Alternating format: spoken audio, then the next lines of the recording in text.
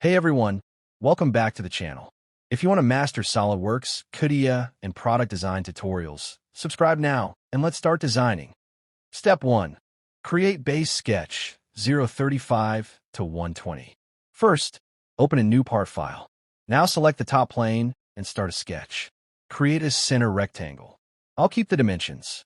Length 220 millimeters. Width 140 millimeters. Next, use sketch fillet and add rounded corners.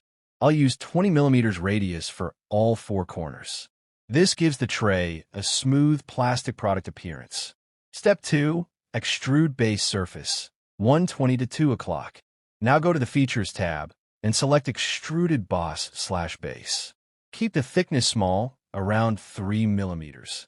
This creates the flat base of the tray.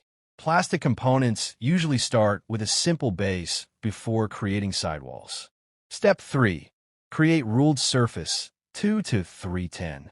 Now comes the most important part, the Ruled Surface tool. Go to Insert Surface Ruled Surface. For the edge selection, choose the outer edge of the tray. Now change the ruled type to Tapered to Vector. Set the angle to around 8 degrees.